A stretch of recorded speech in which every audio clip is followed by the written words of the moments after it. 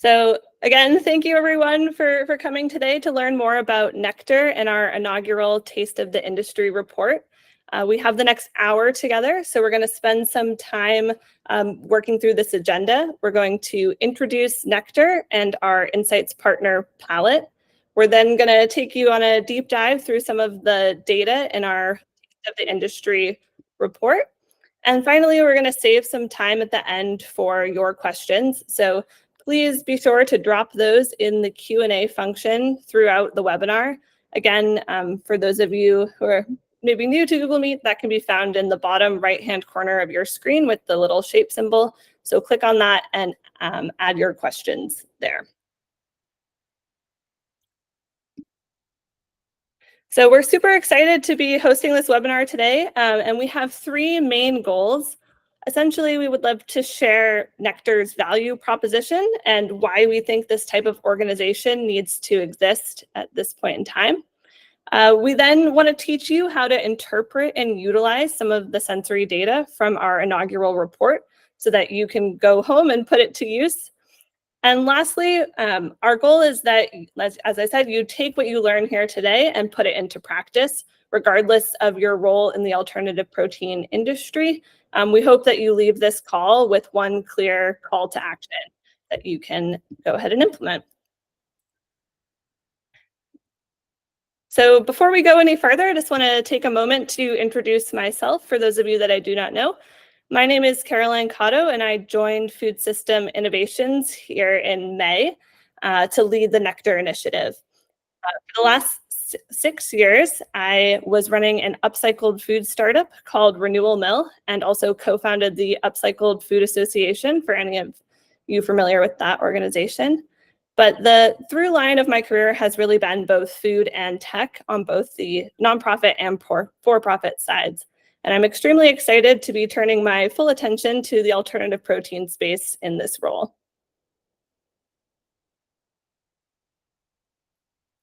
So for those of you who have not heard of Food System Innovations before, we are a philanthropic impact platform that's working to accelerate the protein transition.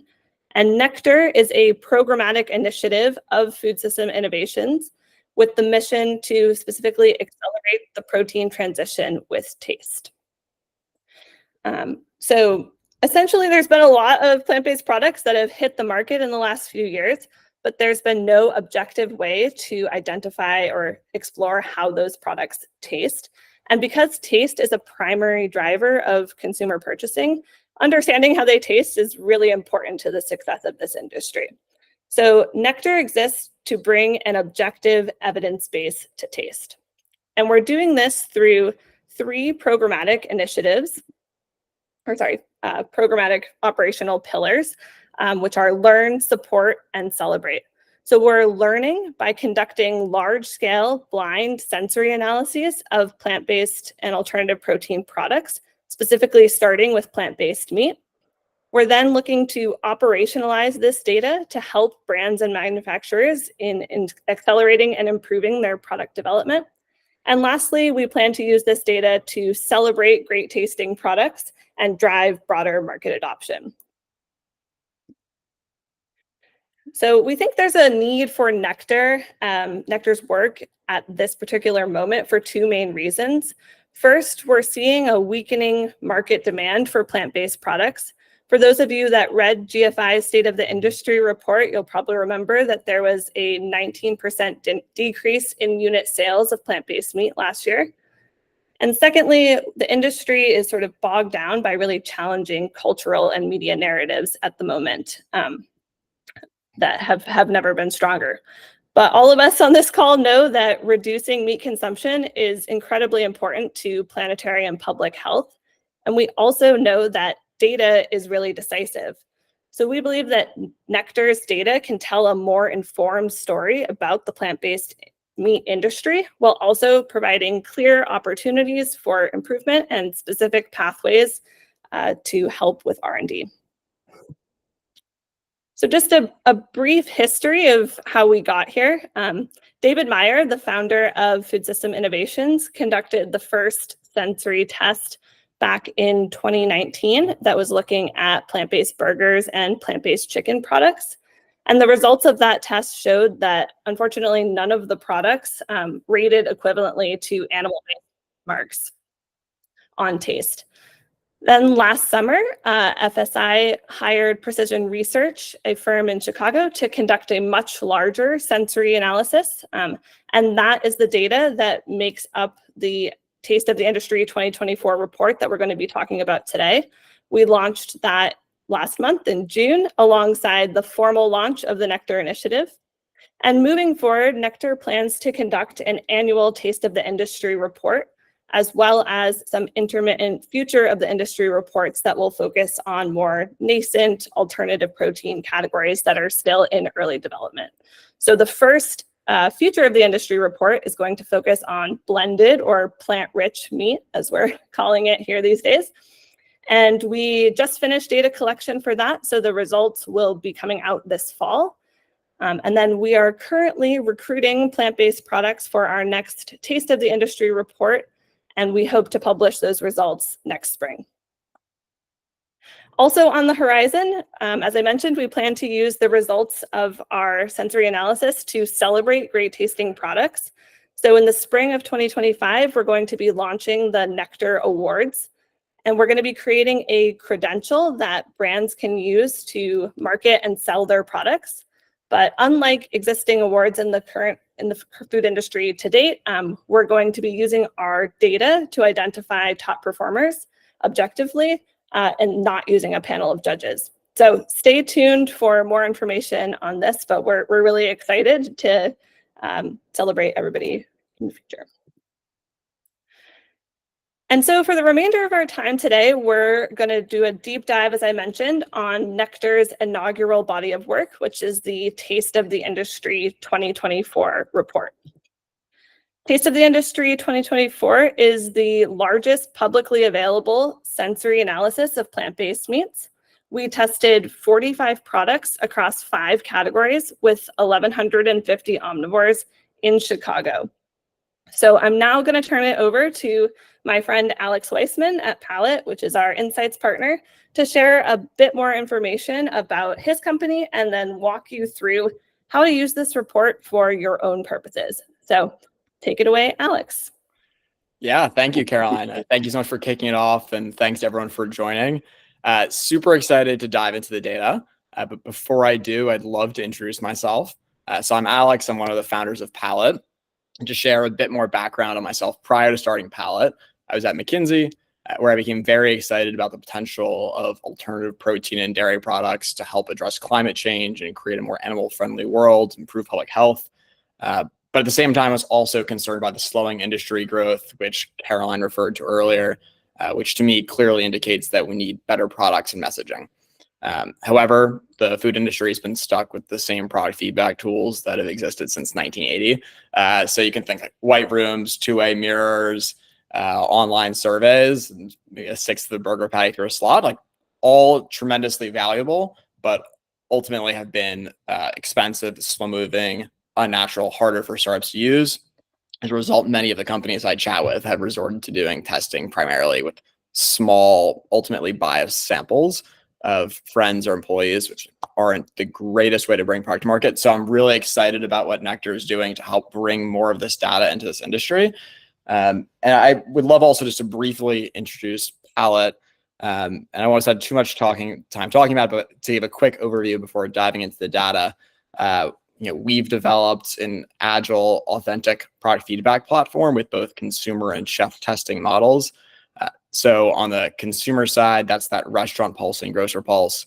We take your product into the dining room of one of our restaurant partners, or we stock it on the shelves of one of our grocery store partners to help you get feedback in real world settings, with options to even take products home and do at-home components. And on the chef side, we allow you to tap into our network of 200 plus executive chefs across a range of food service verticals, cuisines, geographies to help you get that food service perspective. We met the NECTAR team back in October after they conducted this initial survey, and we've partnered with them to help analyze it, and that's all I'll be presenting today. And then we were really excited to be able to help on this blended research that Caroline mentioned earlier. And so my goal for the rest of this presentation will just be to share some of the key findings and walk you through how to read this report. From there, we'll send over the report, and I recommend you pouring out a big cup of coffee and sitting down with it to make sure you can get as much out of it as possible.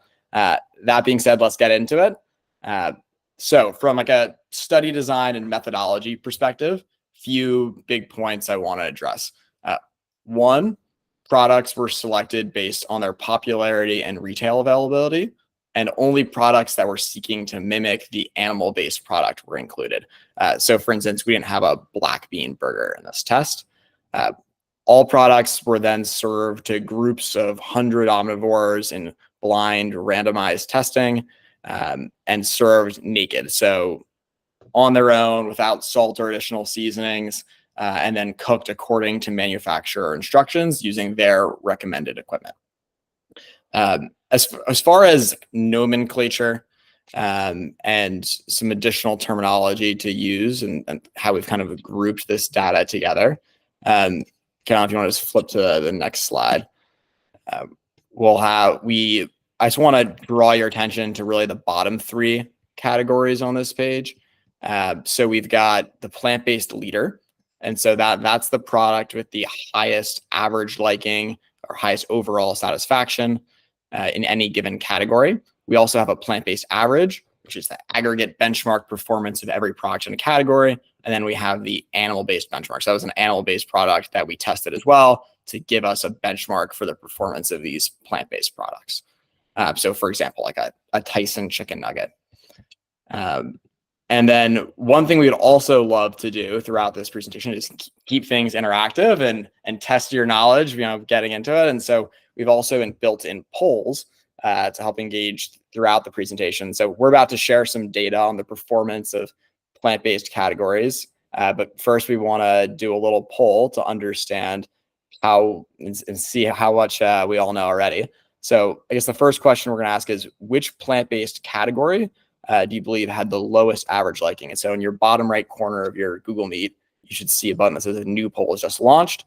If you go ahead and click on that, that'll open up a window which allows you to vote on what you believe the top products are. So we can see some votes coming in. All right. Some consensus, interesting themes emerging already. You said top products, but you're asking for the lowest average liking, what we thought was the worst product? Yeah, so we think was the lowest average liking. Yeah, so which plant-based category do we have the lowest average liking? And so what we'll show, and this will be on the aggregate average level. All right, lots of votes coming in. Maybe let's flip over to the results. We see a little bit of a consensus emerging around bacon here. So let's take a look and see what was the answer here. And even you can peek at this data and try and see if you can understand it quickly. But before I share the answer, I want to orient everyone to this page and explain how to read it. So along the top here, we have the 5 categories that we tested. So burgers, hot dogs, bacon, chicken nuggets, and chicken tenders. And then down the left-hand side, we have this liking scale, all the way from like very much at the top to dislike very much at the bottom. And at the very bottom, you see this average liking. That's the mean liking of the plant-based average. And so just to walk through a quick example, if we look at burgers, in that average liking, you can see 3.4. And that is between dislike somewhat and neither like nor dislike. If you see the 4 and the 3 in the parentheses next to that on the left-hand side. And then the bars represent the percentage of respondents that fell into any given category. So for instance, looking in the top left corner at burgers, we see that 8% of consumers rated them as like very much. And so that's how you can kind of understand some of the data on this page. And now I think jumping into the answer to our poll and giving a little bit of a reveal, if bacon was a good guess, you can see the average liking 3.1, but actually the bottom performing product in this average was hot dogs. So congratulations to the 7 which guessed hot dogs.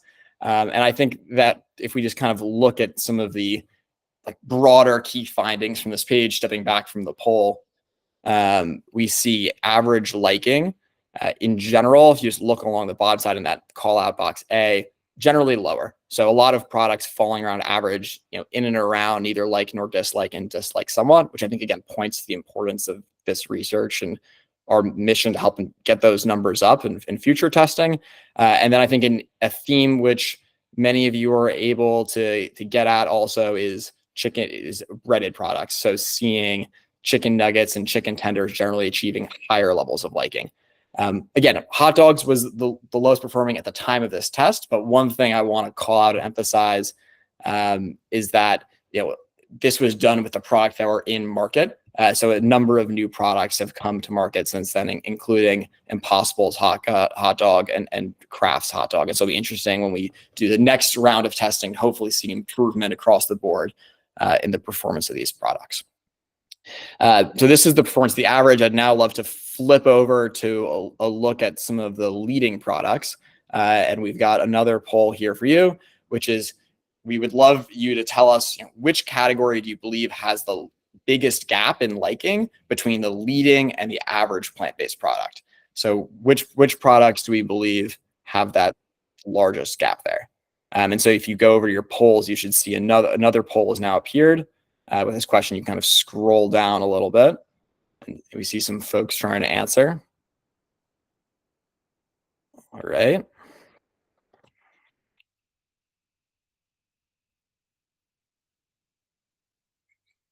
Just to repeat the question, is which category has the biggest gap in liking between the leading plant-based product and the average plant-based product? Some consensus emerging around burgers here. A few people going for the breaded products.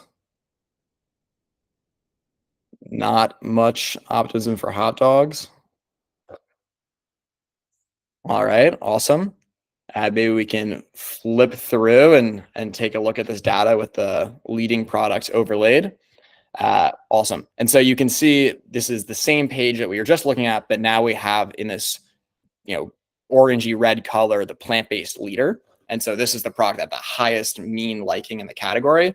And so with this data overlaid, we can look and we can see that bacon. So congratulations to the two who guessed bacon. Bacon was actually the product that had the biggest gap in average liking between the plant-based average and the leading product. And I think in general, if we just look at this data, we see wide variations in consumer liking between leading products and average products, in particular in burgers, bacon, and tenders.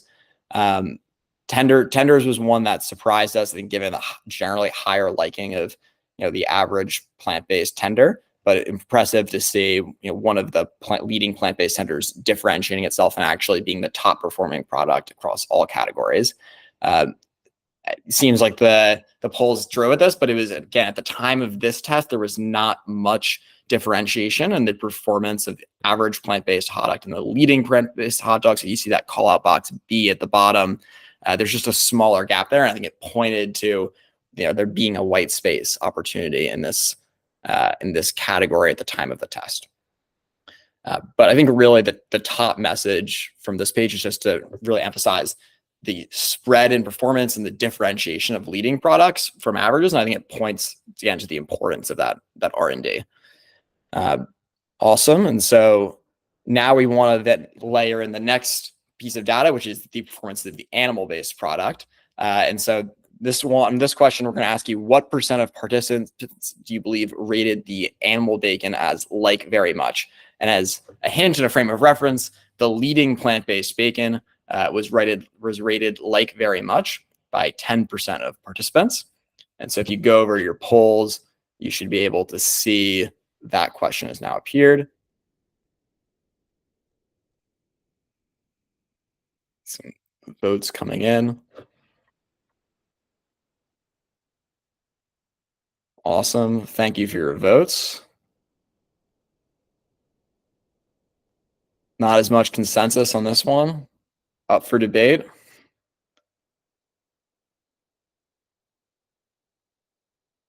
All righty. Awesome. So on this question, the majority has it here. So congratulations to the room. 32% was the right answer. And you can see that if you look in the middle column under bacon, in the dark red, there is the animal-based benchmark, and that was rated like very much 32% of the time, which even in our leading bacon, we can see that there still was a meaningful gap from the plant-based leader to that animal-based benchmark, with it being rated like very much over 3 times as often as the leading plant-based bacon. That being said, stepping back from that specific example, I think in general, we see that the best plant-based products are starting to approach parity with animal products. So in particular, you can see looking down at the bottom in those mean likings, the average liking for bacon and tenders within 1 point of liking. By 1 point, I mean just a single rating. So the difference from like to like somewhat, for instance, from the leading plant-based product to the animal benchmark. So impressive and encouraging that with R&D, some top products can get closer to the animal benchmark. We still saw, again, that large gap in hot dogs. If you look at call out box B at the time of this test, with a particularly large gap there. And I think one point that we're really excited about and want to celebrate, and you saw that reflected in some of those article links that Caroline had screenshot and shared at the beginning of the presentation.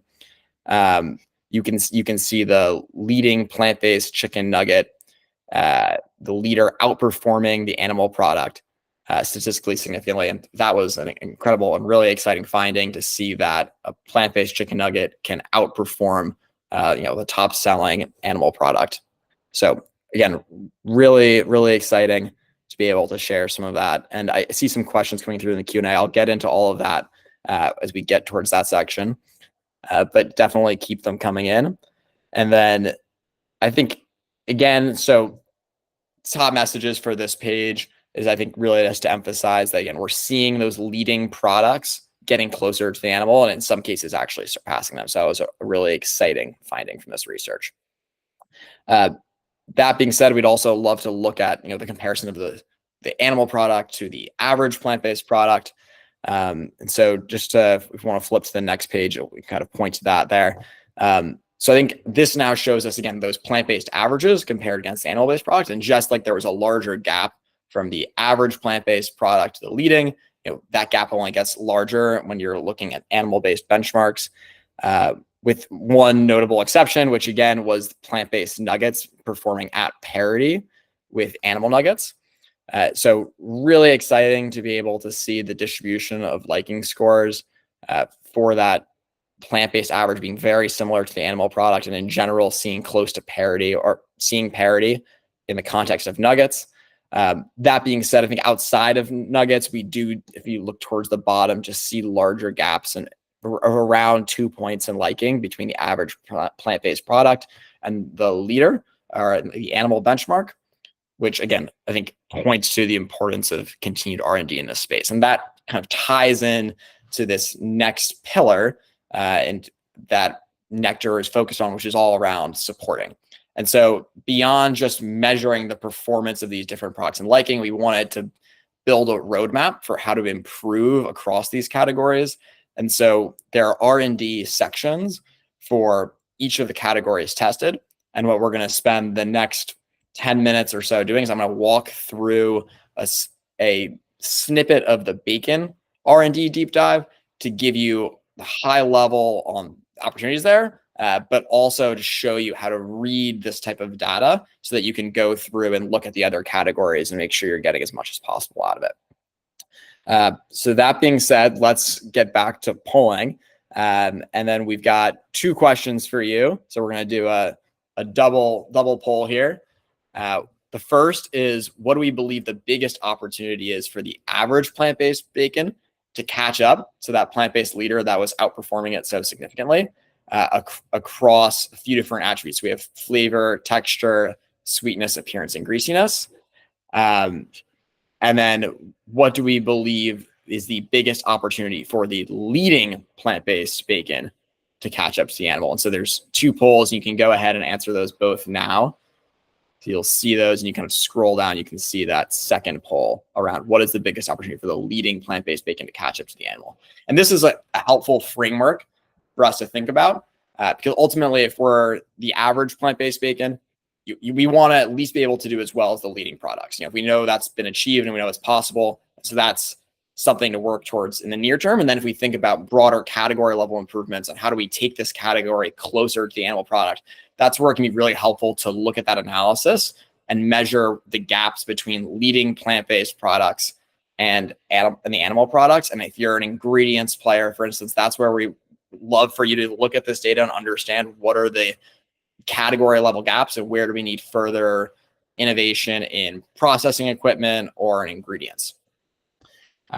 Awesome. And so thank you for all of your votes. So we see it's pretty tight between flavor and texture in regards to what the biggest opportunity is for the average to catch up to the leader, and similarly pretty close as well for the leading bacon to the animal. And so let's flip through and take a little bit of a look at the results here. And so we're going to kind of go through these relatively quickly, but just looking at, so we have appearance here, and actually kind of if you want to flip back to flavor. So we have flavor. And so you can see here, the yellow is the plant-based average. In the middle, we have the plant-based leader. And then in the red, we have the animal-based benchmark. And if you look at that scale on the bottom, you can see the different dots and kind of measure the gaps. And so now if we look at texture, can compare it to flavor, we can see the performance of the plant-based leader stepping up and getting really close to that animal-based benchmark. But that's where the gap widens for the plant-based average to catch up to the plant-based leader. And so the biggest opportunity for the average plant-based product is on texture. But then if we look at appearance, we see the gap narrowing between the average and the leading product, but the gap widening between that leading and that animal product. And so really, I think, interesting to see that for the leading product, which actually did very well on flavor and texture, which I think starts to explore why it was well liked overall, had a larger gap in appearance. And that's an area for plant-based bacons to improve across the board, and an area where we can see improvement, especially from downstream suppliers in ingredients and manufacturing equipment. Although, of course, like this analysis of flavor, texture, and appearance is just the highest level. And so we want to go a level deeper than that. And I want to introduce you to this penalty analysis here. I know there's a lot of information on this page and it can be hard to digest. So I want to take a moment here and just walk you through how to read this page.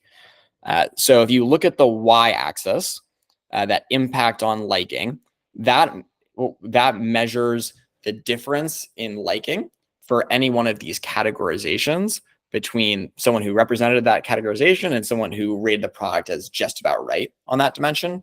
And then if you look on the x-axis, that's the prevalence. So that's the share of consumers who rated that attribute and that product and that attribute.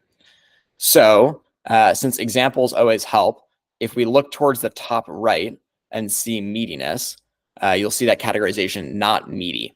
And so in this particular example, we see that consumers were rated products as not meaty enough about 51% of the time, which led to declines in their overall liking rating of about 2.4. And so what you want to be able to do is focus in on attributes that are in the top right, because those are going to be the sentiments that are leading to both large declines in liking and were sentiments that were shared by a large set of consumers. And so this can be a prioritization framework to help you understand which attributes do we want to focus on first in our own R&D. I highly recommend doing this analysis for your own products and understanding where there are areas to improve. But to walk through some of the findings here, we see not meatiness and too mild, generally being very prevalent consensuses that had large impacts on overall liking. And so that's probably the top R&D opportunity. If we shift our attention up and to the left, we see those too mushy, chewy, rubbery, and not crispy, which had particularly large impacts on overall liking, but were expressed with less prevalence. And then looking down, we start to see additional sentiments around not sweet, not smoky, too light. And those were attributes that still very high prevalence, but again, had less impact on overall liking than say too mushy, chewy, rubbery. And that's why you want to focus on those things that are on the top right. In general, I think we still see a lot of these attributes being both like very prevalent and high impact. And so you want to be able to focus in on, really, I think there's probably a lot here, but again, ultimately, if you want to prioritize, you want to focus on things in the top right. There's also an additional theme that emerged through this data. And so you'll notice the dots are two different colors. We have in the orange dots that are above just about right. And in the black, we have dots that are below just about right. And so in general, those below attributes are going to be not sweet enough, not smoky, too light, not crispy, not meaty enough. So these are like milder attributes. And you can see those sentiments were generally more prevalent and also had meaningful impacts in overall liking. And then therefore, this was a pretty common theme across categories. And it tells us at the highest level of R&D, consumers were looking for bolder profiles from these products. And so that was one of the common themes and threads through each of the categories, is that consumers were generally looking for bolder profiles. We also have additional backup pages for each of these attributes, so you can see the distributions and how they compare between the average and the leader. And I want to walk through an example, but before we go to it really quickly, if you just look at that not sweet dot, you can see around 40-ish% of consumers fall into that bucket. And then you look at too sweet being less prevalent way out to the left. That's reflected on the analysis on the following page. And you can start to, I think it helps folks start to understand how this is calculated. So again, on the left-hand side, you can see the plant-based average, right? In the right, we see the plant-based leader, and then on the middle, we see the plant-based leader, and then all the way to the right, we see the animal-based benchmark. And if we look, the distribution is centered a little bit lower beneath just about right, with consumers generally saying products are not sweet enough versus being too sweet or just about right, which is that middle rating. That's where you want to be. And I think it also starts to illustrate why the plant-based leader outperformed the average and why the animal outperformed the leader. Because if you look in that middle column, just about right, you can see those scores kind of steadily increasing. And it shows how improvements in sweetness for the leader helped it outperform against the average, and how further improvements in sweetness from the animal allowed it to outperform the leader. And so this is reflected in the previous penalty analysis, but you can kind of see here the importance of making these products a little bit sweeter. And if you're curious about how that impact in liking is calculated, or it's not quite clear enough yet, the way that's done is we look at the average liking for everyone in those bottom two rankings, not quite sweet enough or not at all sweet enough. We look at the average liking for that set. We then compare that to the average liking for those who said it was just about right. And then that gives us that gap, that impact on liking. And it shows us the kind of the importance of being in that just about right bucket. Cool. So I think that's like a high level of this type of data. And again, I would recommend pouring that big of a cup of coffee and sitting down with it. I know Caroline and I are also want to be a resource and available to help you understand it if you have any questions about it. And we're very excited about growing and expanding upon that. So that was just our first test. We've already made a series of changes for this upcoming test. So just to run through a few of those, we'll be doing everything in context. So we'll be using Palate's restaurant pulse model to be able to conduct these tests in restaurant settings using natural preparations, but while still maintaining all of the control and rigor of a typical CLT. So blinding, randomizing, all that fun stuff. We're also expanding the number of categories. So we viewed this initial tasting industry as a pilot, but we want to cover a broader range of categories. So we'll be going from 5 to 15 plus different plant-based categories, so we can have a broader set of insights. We'll be doing a deeper set of sensory analyses. So we'll be used for those who are sensory experts. We'll be using check all that apply questions that allow us to get a broader perspective on the performance of these products and understand the proper language that consumers are using to describe them, as well give us directional attributes and help us compare the sensory profiles of animal versus leading versus average products. And then lastly, we'll be building out a conceptual section to be able to give sales leaders proof points that you can use in conversations to help you sell more. And then also we want to dig deeper into some of the conceptual marketing challenges around these products. And so there'll be go-to-market sections, and we're imagine things around nutrition or product naming, different claims that matter. And so we would love to also to have your input on what those types of topics you'd like to cover are. So that's all for me right now. I'll of course come back in during the Q&A, but I want to flip it back over to Caroline to talk about ways to get involved and what's next for NECTAR. Thanks so much, Alex. That was great. So we're going to be heading into the Q&A in just a few minutes here. I've seen some questions rolling in, but if you have other questions, please feel free to drop them in that Q&A function. So we'll make sure we'll answer them live. I just want to spend a moment, as Alex said, on how to get involved with NECTAR after this call. So for brands, we'd love to have you participate in future NECTAR studies. We'll be sending an email out after the call that will include a sign-up link for you to share your brand information with us.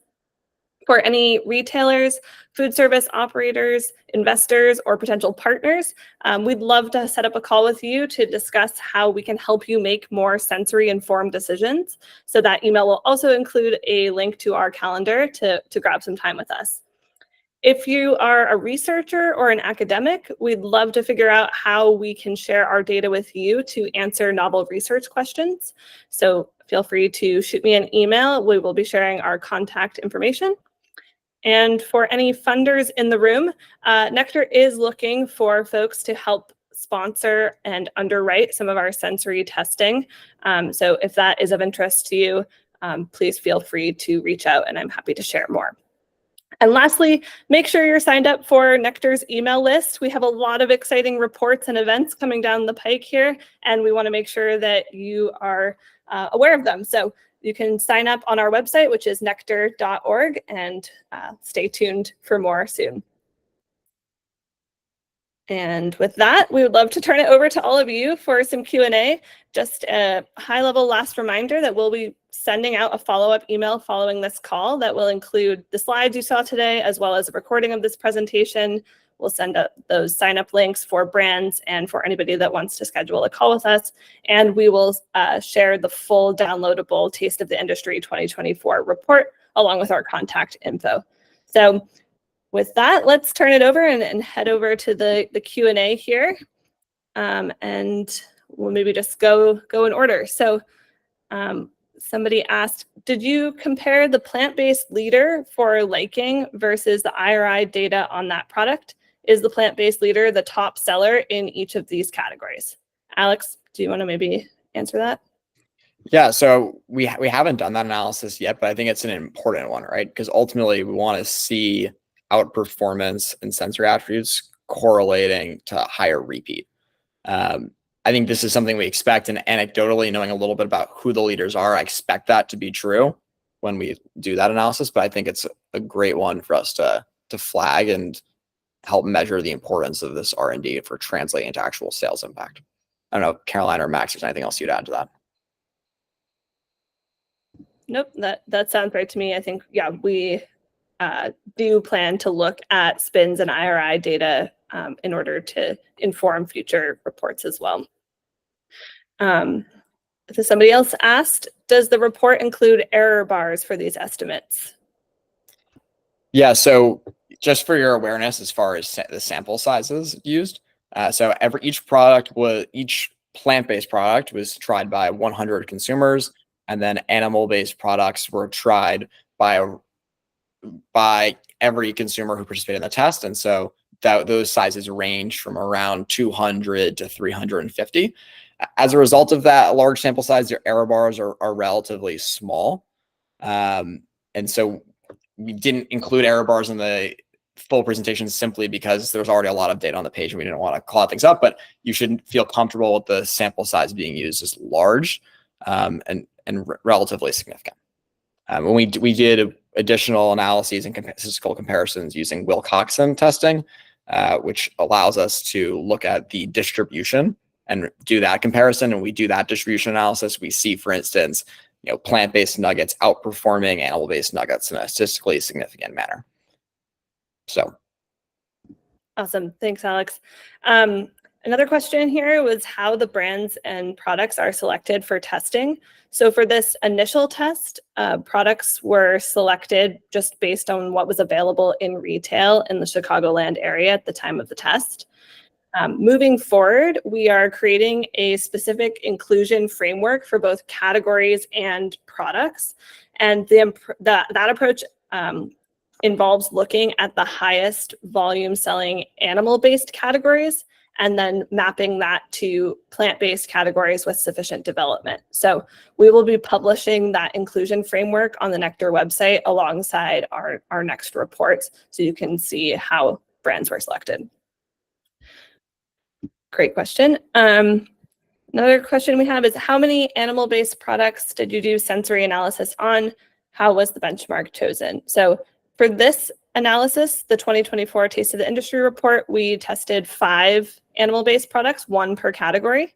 That benchmark was chosen just based on what was available in retail at the time of the test. But moving forward, we are planning to choose the highest volume selling animal-based product in the category based on SPINS data. And if folks have thoughts on that, definitely open to your feedback. If you want to share with us, we would love your thoughts on that.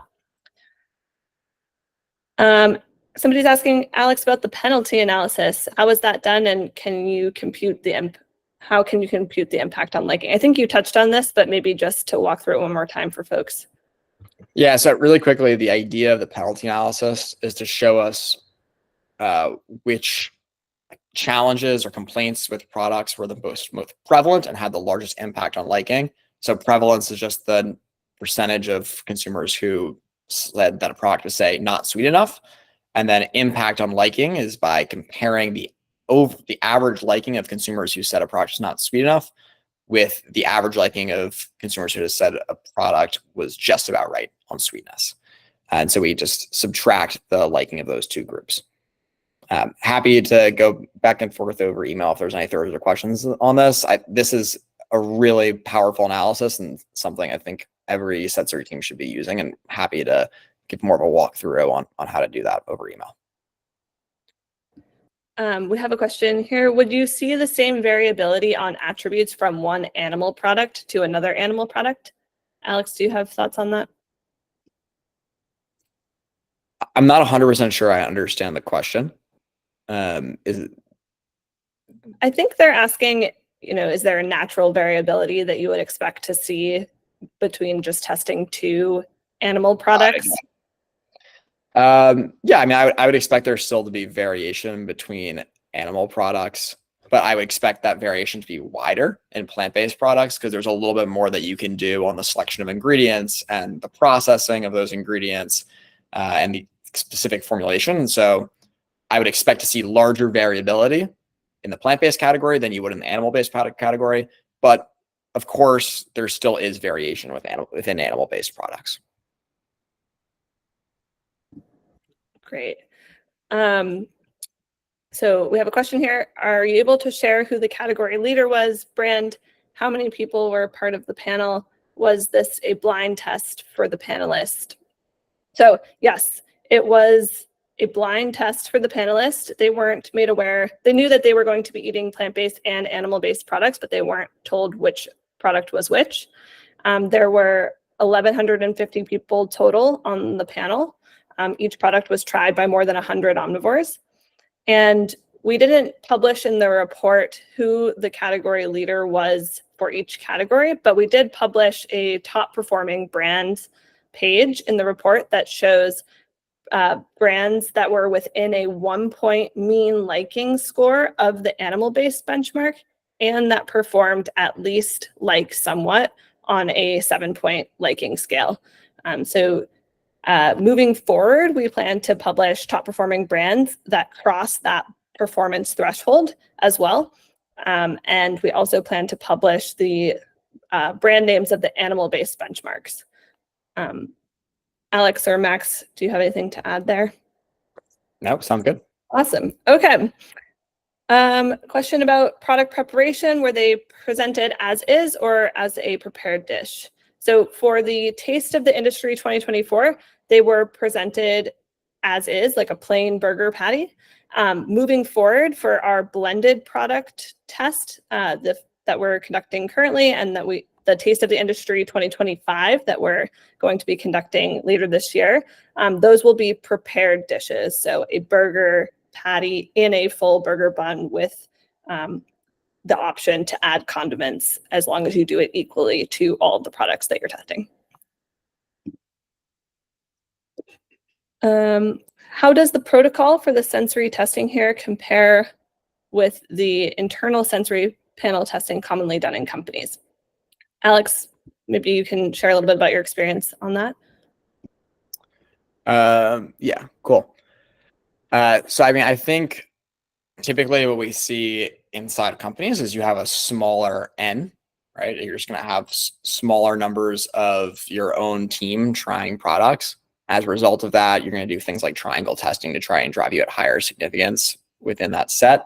And ultimately, often you're doing kinds of intensity testing or trying to move or preference testing on small changes.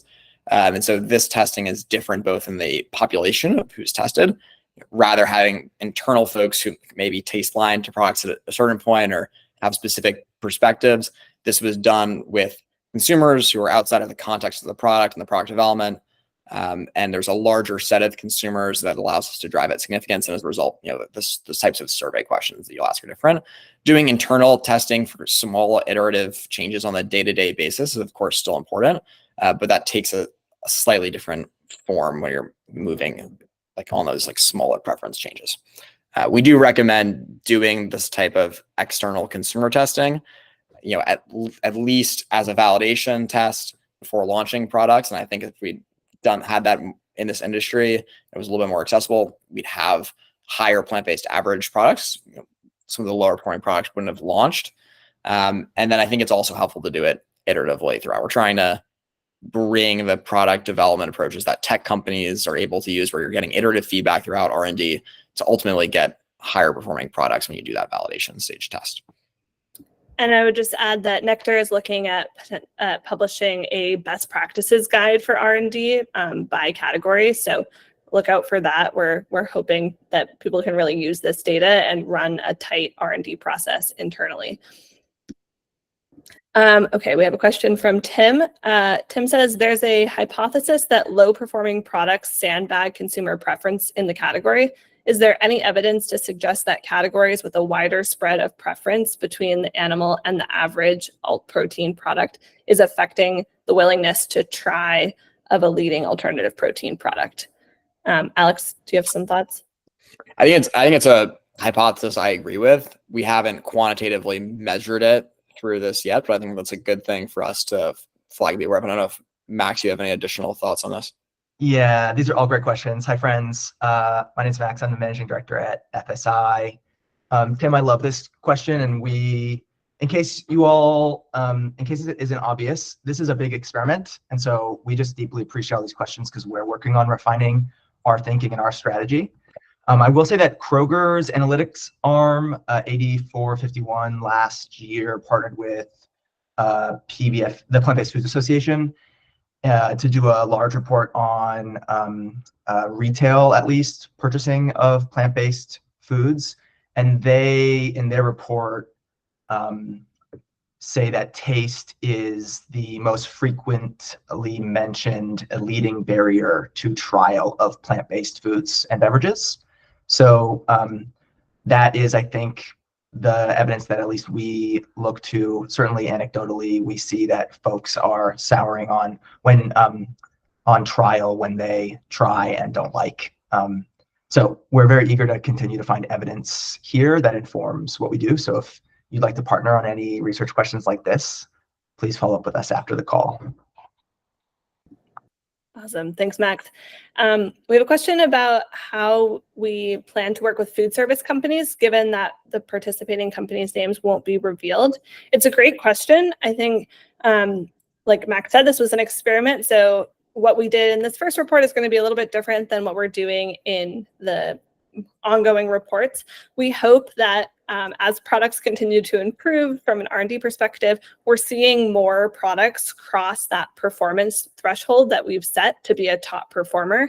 And we plan to share those top performing brand names with the food service buyers and retailer buyers and different institutions. So we understand that they need to know who the products are in order to make informed decisions. So be on the lookout for that in our next report. But again, if you have any feedback on how this data could be more helpful to food service operators, we would definitely welcome that. Nathan asks, maybe it would provide more insight if you do the same thing with animal products and plant products, so you can identify the leading animal product and average animal product just as you do with the plant-based products. That's a great thought. I think it's a little bit more challenging. FSI doesn't want to spend a lot of money testing animal products. So we were thinking to use sort of the baseline of highest volume selling to get at that, rather than trying to identify a leading animal product based on taste, because there is obviously variability in there. Alex or Max, I don't know if you have additional thoughts on this. Yeah, I think you're hitting on a really key point, how you think about benchmarks in your comment. All right, so there's going to be top selling animal products that are going to be the most representative in what consumers think of when they think of a typical burger. And that's a really good product to test against when you're doing validation stage testing. You're saying, is this product good enough to launch? But for your own internal testing, it can also be very valuable to think like, what is the best smoked salmon ever made, and how do we test against that? And that's where you're going to want to, do your testing and like identify what you think are the top tasting products, so you know what are the sensory attributes you need to move towards. How can you build your profile to be closer to that? For this testing, since so much of it is focused on liking, we've prioritized and trying to measure our how good do products taste against typical animal products. We are taking that approach. We're going for like highest volume, most representative products. But I do think there's a lot of value to finding really good tasting animal products for your own R&D, so you know what you need to design towards. Awesome. Thanks, Alex. Jia Ying asks, in Southeast Asia, we also found a lot of interest for blended products from our consumer research. So she's wondering how we might be able to help companies explore new product concepts by applying some of this research and testing. That's a great question. We're really excited to publish our Future of the Industry report on blended products this fall. And we're hoping in that to be able to say, specifically sort of types of ingredients that are top taste performers, or show kind of what leading products are doing in the blended space to achieve better consumer adoption. So I would say stay tuned. We have a lot more research and insight coming your way soon on that. And then let's see, I think we have 2 questions left and 5 minutes, so we'll kind of finish up here. Nathan asks, I think you said the omnivores in this study were representative of the broader population. How were participants selected?